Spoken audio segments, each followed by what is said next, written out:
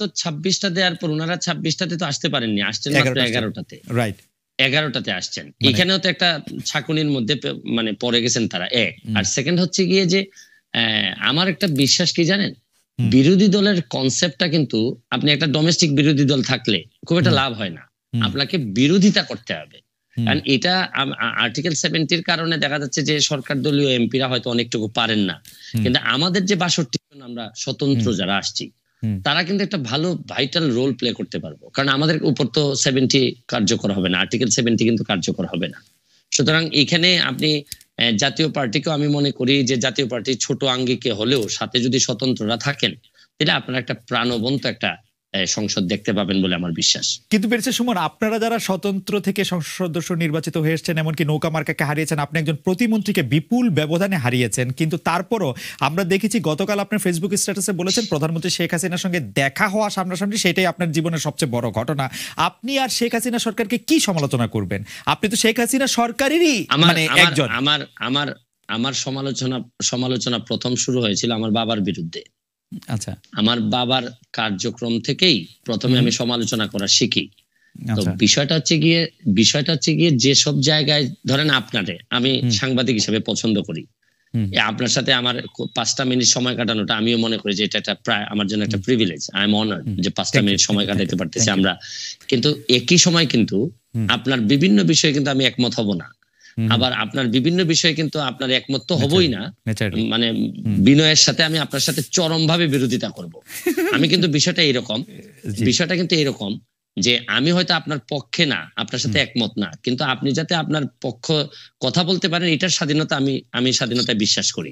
সুতরাং এখানে বুঝতে হবে যে জননেত্রী শেখ হাসিনা সরকার প্রধানের সাথে সাথে উনি বঙ্গবন্ধু কন্যা, জাতির জনকের কন্যা। উনার সাথে কিন্তু উনার কয়েকটা আইডেন্টিটি আছে, আপনারা হয়তো অনেকে একসাথে করে ফেলেন। আমার কাছে কিন্তু দেখেন, আমি কিন্তু এই এমপি হওয়ার আগেই বাংলাদেশ আওয়ামী লীগের প্রচার সম্পাদক যিনি বর্তমানে, তার বিরুদ্ধে মামলা হয়ে বাদী হয়ে কিন্তু আমি মামলা করেছি। সুতরাং আমি আওয়ামী লীগ করি, আওয়ামী লীগকে বঙ্গবন্ধুর আদর্শকে ধারণ করি, বহন করি, কিন্তু যে সব জায়গায় আমার সমালোচনা করার, যেসব জায়গায় আমার প্রতিবাদ করার, এই জায়গায় তো আমি বন্ধ হয় নাই, বা আমি কখনো আটকে থাকি নাই, বা চেষ্টা করছি, আমি যতটুকু পারছি আমি চেষ্টা করছি। এইখানে বঙ্গবন্ধু কন্যার সাথে দেখা করতে পারাটা আমার জন্য একটা সম্মানের। এইখানে আপনারা মিলাই ফেলবেন না, কিন্তু উনি সরকার প্রধান যখন হবেন তখন সরকারের দায় যতটুকু থাকবে, যতটুকু উনার নেয়ার বিষয় আছে, এখানে আমি হয়তো উনাকে বলবো যে মাননীয় নেত্রী, এখানে আমার মনে হয় কাজ করার সুযোগ আছে। আমার হয়তো বলার, এখানে একটা জিনিস হয়েছে কি, এবার সংসদে আপনি কখনো কোনো খারাপ ভাষা হয়তো শুনবেন না, বকাবকি শুনবেন না, গালাগালি শুনবেন না। এইবারের সংসদ হবে ভদ্রলোকের সংসদ। এখানে আপনি দেখবেন, কিন্তু বিরোধিতা কি হবে মানে আপনি মনে করছেন? চরম বিরোধিতা হবে। কিন্তু আপনি তো অরিজিনালি নৌকা, মানে আপনি নিজেও নিজেরে বলেন, এমনিও বলেন। না, এইখানেই প্রবলেমটা হচ্ছে গিয়ে, আমি বঙ্গবন্ধুর আদর্শকে ধারণ করি, এবং আদর্শকে ধারণ করা মানে কি, মানে হচ্ছে গিয়ে উনার যে আদর্শটা আছে, এইটা আমাদের একটা কনস্টিটিউশনের মতো, যে হাইকোর্ট কিন্তু কনস্টিটিউশনকে মানে, কিন্তু যখনই কনস্টিটিউশন ভায়োলেট করার বিষয় আসে তখন কিন্তু হাইকোর্ট একটা রুল দিয়ে দেয়। তো বিষয়টা হচ্ছে গিয়ে যে আমার এই জায়গাটা ঠিক রেখে আমার দেশটাকে বাঁচানোর জন্য, দেশটাকে ভালো করার জন্য আমার যে সব জায়গায় নক করতে হবে, এইসব জায়গায় আমি স্বতন্ত্র হিসাবে আমার তো আরো স্কোপ আরো বেড়ে গেল। রাইট। বঙ্গবন্ধুর আদর্শের কোষ্ঠী পাথরে এই বিরোধী দলের নেতা নেত্রীদের জেলে রেখে ইলেকশন করাটা কেমন আসলে? এই প্রশ্নটা আমার মনে হয় সাকিব ভাইকে করেন। সাকিব ভাই এই আমার মনে হয় এটার জন্য উত্তর দেওয়ার জন্য উনি একেবারে আচ্ছ হইতেছেন। না সাকিবের জন্য, সাকিবকে করার জন্য আপনার কষ্ট আছেন। আমি এমনি আচ্ছা ঠিক আছে, আমি প্রশ্নটা অন্যভাবে করি। বঙ্গবন্ধুর আদর্শতে প্রশ্ন করলে আপনার কাছে কি মনে হয় যে আওয়ামী লীগ সভানেত্রী বা আওয়ামী লীগের যে যিনি সরকার পরিচালনা করলেন, গত সংসদে যেইভাবে হামলা, মামলা এবং বিরোধী দলের উপর যে নিপীড়নের অভিযোগটা করা হয়েছে, সেইটা আপনি আসলে কিভাবে দেখেন? মানে সংবাদপত্রের কণ্ঠরোধ মুক্ত, সেই যে অভিযোগগুলি আছে মানবাধিকার, সেগুলির ক্ষেত্রে আপনার কাছে কি মনে হয়? মানে মানে মানে সেটা শেখ হাসিনার সরকার ঠিক পথে ছিল? আমার কাছে মনে হচ্ছে কি যে আপনি এই একজন নৌকার প্রার্থীকে প্রশ্ন করতেছেন। আচ্ছা ঠিক আছে, আমি একজন স্বতন্ত্র প্রার্থীকে প্রশ্ন করতেছেন, নৌকার প্রার্থীকে। বিষয়টা এইভাবে না। তারপর আমি আপনাকে যেটা বলতে চাই হচ্ছে গিয়ে যে আদর্শের রাজনীতিতে থাকলে এক সময় না এক সময় আপনি সার্ভাইভ করবেন।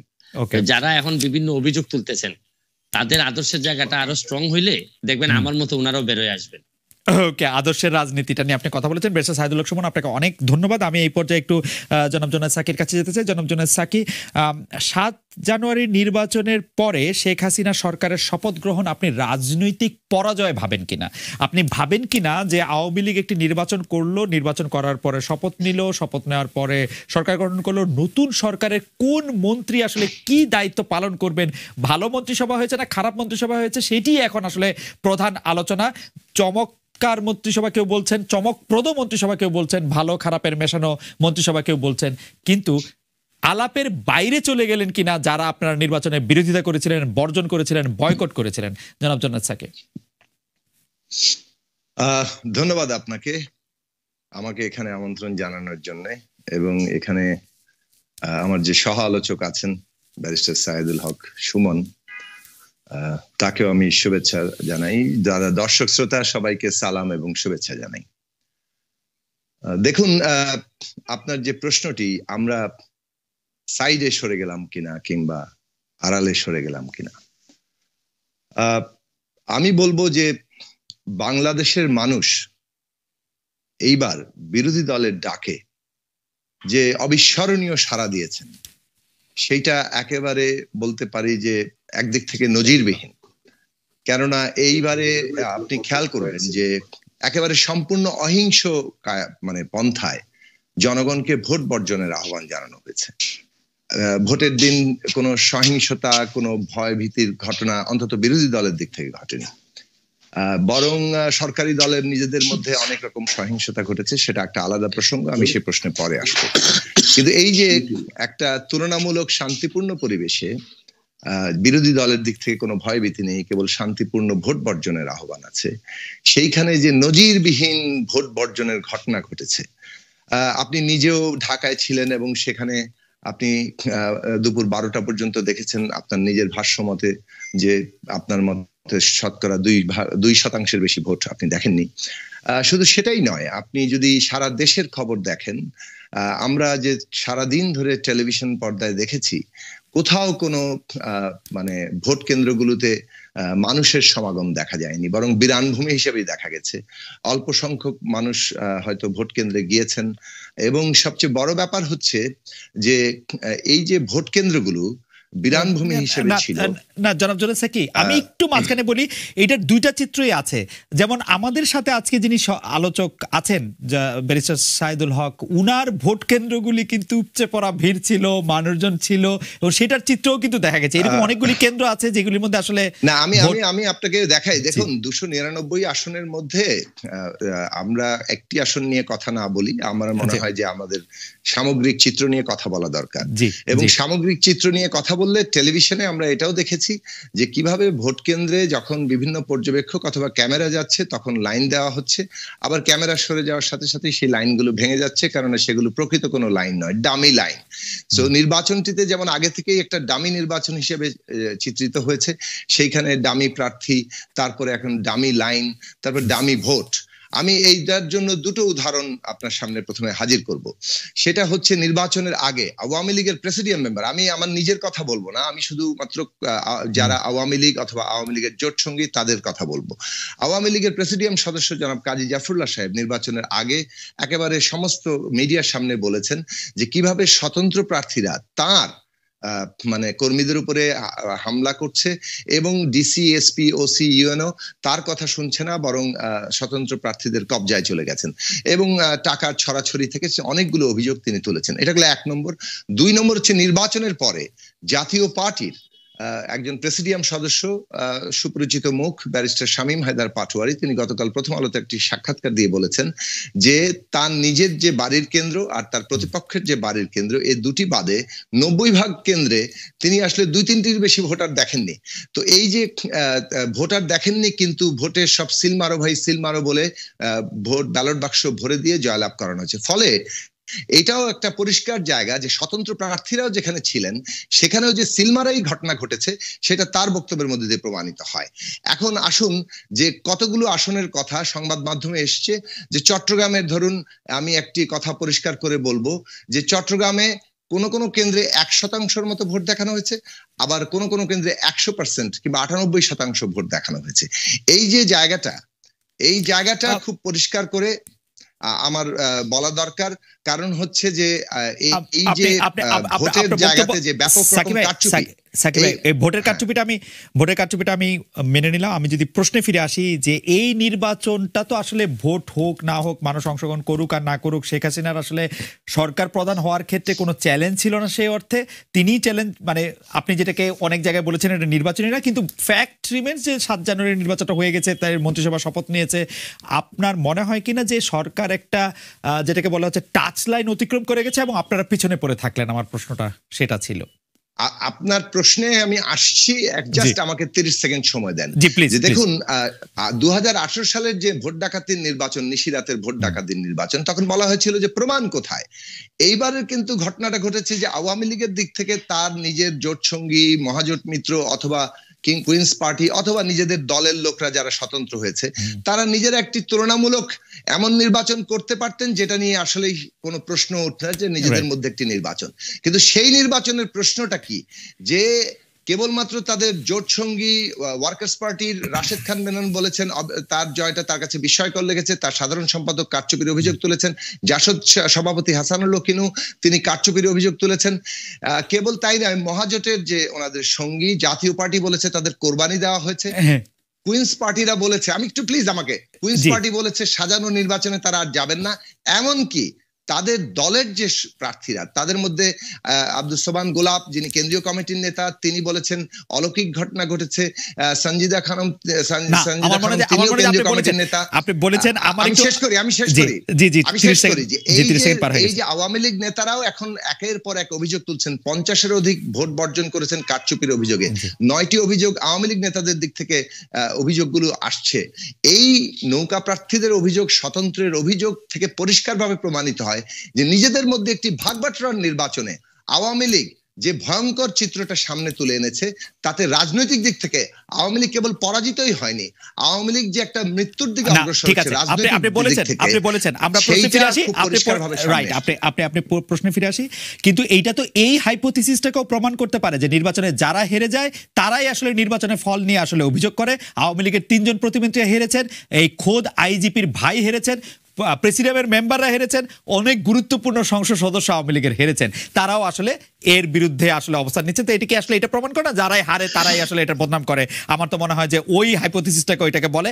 আমি শুধু আপনাকে আমার প্রথম প্রশ্নে ফেরত যাই যে মানে আপনারা নিজেকে এটা একটা জয় পরাজয়ের কাঠামো থেকে আপনি দেখছেন কিনা, যে দলটি আসলে বা ক্ষমতাসীন দলটি আসলে একটি ইলেকশন করে ফেললো, একটি মন্ত্রিসভা গঠন করলো, সরকার পরিচালনার দিকে এগিয়ে গেল, সেটিকে একটি জয় পরাজয়ের কাঠামো থেকে দেখেন কিনা? হ্যাঁ, দেখুন এই যে আওয়ামী লীগ যাকে বিজয় বলছে, আমরা তাকে রাজনৈতিক দিক থেকে একটা চরম দেউলিয়াত্ব এবং পরাজয় হিসেবে দেখছি।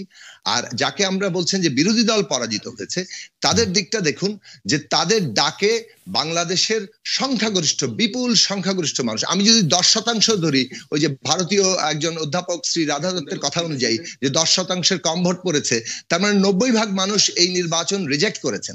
এর অর্থ দাঁড়াচ্ছে যে বাংলাদেশের মানুষ এরকম একটি অন্যায় নির্বাচন যেখানে মানুষের ভোটের অধিকার কেড়ে নিচ্ছে, সেটাকে রিজেক্ট করে যে মোরাল, যে নৈতিক শক্তি দেখেছেন, এটাই বাংলাদেশের একমাত্র সম্পদ, এইটাই বাংলাদেশের শক্তির জায়গা, যে বাংলাদেশ ভবিষ্যতে হারবে না, বাংলাদেশের মানুষ তার ভোটাধিকার এবং গণতন্ত্র প্রতিষ্ঠা করবে। সেই দিক থেকে বিরোধী দল আন্দোলনের মধ্য দিয়ে এই প্রাথমিক বিজয় অর্জন করেছে, যে মানুষ এই নির্বাচনকে রিজেক্ট করে, প্রত্যাখ্যান করে, ভোট বর্জন করে একটা নতুন গণপ্রতিরোধের সূচনা করেছে। এর উপর দাঁড়িয়ে মানুষ লড়াই করবে, তার ভোটাধিকার এবং গণতন্ত্র প্রতিষ্ঠা করবে। জনাব জোনাসকে, আপনি মনে করছেন যে এই নির্বাচনে ভোট প্রয়োগ করেছেন 10 ভাগ ভোটার শতকরা? আমি মনে করি আসলে আরো কম, কিন্তু যে বিভিন্ন জন বলছেন যে 10 ভাগও ভোট হয়নি, 10 ভাগের নিচে ভোট হয়েছে। আপনি নিজে দেখেছেন আমি দুপুর 12টা পর্যন্ত, আমি বলি দুপুর 12টা পর্যন্ত আমি দেখেছি। আমি ঢাকার যেসব কেন্দ্রে দেখেছি সেসব কেন্দ্রের মধ্যে থেকে একটি কেন্দ্রের কথা আমি মনেই করতে পারি 20 ভাগের কম, 16.6% আসলে টোটালি ভোট দেখানো হয়েছে। এবং ঢাকার অনেক কেন্দ্রে, যেমন ঢাকার একজন এমপি 13% ভোট পেয়ে নির্বাচিত হয়েছেন। তো সুতরাং ঢাকায় পরে 12টার পরে আরো 4 ঘন্টায় এই 13, 14, 15% ভোট পড়তে পারে। কিন্তু আপনি মনে করছেন সারা বাংলাদেশে 10% লোক ভোট দিয়েছে, তাই তো? তারও অনেক কম। এবং এই ভোটের মধ্যে যে কারচুপি আছে প্রতিটি এলাকায়, এই যে আওয়ামী লীগের লোকদের অভিযোগ থেকে পরিষ্কার। আমি এই জায়গা থেকে একটু ব্যারিস্টার সাইদুল হক সুমনের কাছে আসি। ব্যারিস্টার সাইদুল হক সুমন, আমরা কিন্তু এই যে ভোটের সংখ্যা নিয়ে, পার্সেন্টেজ নিয়ে, এমনকি এই ইলেকশনের পরদিনই চিফ ইলেকশন কমিশনার আমাকে একটি ইন্টারভিউ দিয়েছেন। সেই ইন্টারভিউর মধ্যে মানে এরকম কথাও বলেছেন যে দুপুর 2টা পর্যন্ত তিনি আসলে দুপুর 2টায় তিনি যখন ঘুমাচ্ছিলেন তখন তিনি জানলেন যে আসলে ভোটের পার্সেন্টেজ 28 না 40 না 40 না 41, এরকম কথা আর কি। আপনার কাছে কি মনে হয় এই 41% ভোট আসলে কারচুপির ভোট, 41% ভোট আসলে ব্যালট স্টাফিং এর ভোট, 41% ভোট আসলে এই গভর্নমেন্টের ফেস সেভিং ভোট, মানে অনেক রকম দুষ্টু বুদ্ধির ভোট? আপনি কি মনে করেন? জোনায়েসাকে অবশ্য বলতে চাচ্ছেন 10% ভোটও পড়ে নাই। আচ্ছা, আমি প্রথম যে বিষয়টা বলতে চাচ্ছি এটা হচ্ছে গিয়ে, আপনি সাকিব ভাইয়ের কাছে যে প্রশ্নটা করেছিলেন যে আপনারা পিছনে পড়ে গেলেন কিনা, এটার উত্তর দিতে দিতে উনি 5 মিনিট অন্য বিষয়ে কথা বললেন। মানে আগে উনি সিদ্ধান্ত নিয়ে আসছেন এই কথাগুলো বলবেন যে সরকারের এই নাই সেই নাই, মানে সরকারের বিরোধিতা করবেন, এটা সিদ্ধান্ত নিয়ে এসে তারপর এটা তো সেকেন্ড অপশনে গিয়ে আপনি যখন বাধ্য করলেন তখন উনি গিয়ে বলছেন যে না, এটা একটা নৈতিক পরাজয়। কিন্তু বিষয়টা কি, এই যতই ডিসপিউটেড কোয়েশ্চেন অফ ফ্যাক্টের কথা উনি বলছেন বারবার, যে ওই শামীম পাটোয়ারি ভাইয়ের কথা বলছেন, অমুকের কথা বলছেন, এইগুলা বলার মানে কিন্তু হচ্ছে কি ভোট যে একটা প্রাণ চঞ্চল বা একটা প্রাণবন্ত ছিল, এটার কিছুটা প্রমাণ পাওয়া যায়। আর আরেকটা বিষয় হচ্ছে গিয়ে যে সাকিব ভাইরা এখনো ওই যে উনি কিন্তু এবার নির্বাচন করলে কিন্তু উনি এখান থেকে কথা না বলে ওনার এলাকায় নির্বাচন করলে কিন্তু আরো অনেক ভালো করতে পারতেন, উনি আরো ব্যাপারটা আরো সামনাসামনি নিয়ে আসতে পারতেন। কিন্তু বেশ সুমন, সাকিব ভাইয়ের রাজনীতি তো আপনি ঠিক করে দিবেন না। সাকিব ভাই তো এইটাই রাজনীতি করতেছেন যে তিনি ইলেকশনে অংশ নেবেন না। আমি ঠিক করে দিচ্ছি না, বলছি কি উনি তো এখান থেকে ডিসপিউটেড কোয়েশ্চেন অফ ফ্যাক্ট গুলা নিয়ে কথা বলছেন এবং উনি ধরেই নিচ্ছেন যে এগুলা ঘটছে। আসলে বিষয়টা একেবারেই এরকম না। আমার কথা হচ্ছে যে উনাদের ধরেন উনি বলছেন যে অসহিংস একটা বিষয়, কিন্তু আমার এলাকায় ভোটের আগের দিন আমার 3টা সেন্টার জ্বালিয়ে দেওয়া হলো, তারপর সকালবেলা এগুলা ঠিক করে ভোট, মানে সহিংসতা চেষ্টা কম হয়নি। কিন্তু উনারা যে জায়গা থেকে সহিংসতা করতে চেয়েছিলেন, আমি সাকিবের কথা বলছি না, অন্যান্য যারা চেয়েছিলেন তারা কুলায় উঠতে পারেননি এই বিষয়টা হচ্ছে কি ওনারা যে একেবারে ছেড়ে দিয়ে অসহিংসতা বেনিফিট বা ক্রেডিট নেওয়ার চেষ্টা করতেছেন, এটা একেবারে আমি মনে করি না যেটা সত্য। তারা যদি দাঁড়ানোর সক্ষমতা থাকতো, তাদের যদি ম্যান্ডেট থাকতো। আচ্ছা, আমি একটা জিনিস বলি, মানুষ যদি ওনাদের প্রতি এতই ভালোবেসে ভোট দিতে না আসে, 90% লোক বসে থাকে, তাহলে এই 90% লোক আন্দোলনের সময় কই থাকে? তারা আসে না কেন? তারা পুলিশের গুলির ভয় পায়। বেশ সুমন, আপনি নিজে জানেন তারা পুলিশের গুলি ভয় পায়, তারা মামলার ভয় পায়, তারা তাদের এই যে আসেন বিষয়টা হচ্ছে কি, আমার এলাকায় যখন আমি নির্বাচন করতে যাই, আমি একেবারে ধরেন আমি একটা এই 2 জন একই মানুষের মধ্যে 2টি মন্ত্রণালয়, একজন মাননীয় মন্ত্রীর বিরুদ্ধে আমি নির্বাচন করতে গিয়ে আমি টের পেয়েছি যে আমার কত ডিফিকাল্টিজ হয়েছে। কিন্তু আমার আদর্শের জায়গা এবং আমার কাজ করার যে সক্ষমতা ছিল বলে কিন্তু আমার লোকজন কিন্তু এই যে বুলেট বা কিছুই ভয় পায়নি, তারা কিন্তু চলে গেছে সামনে। সুমন, আপনি ভুলে যাচ্ছেন যে আপনি নির্বাচনে অংশগ্রহণ করার আগে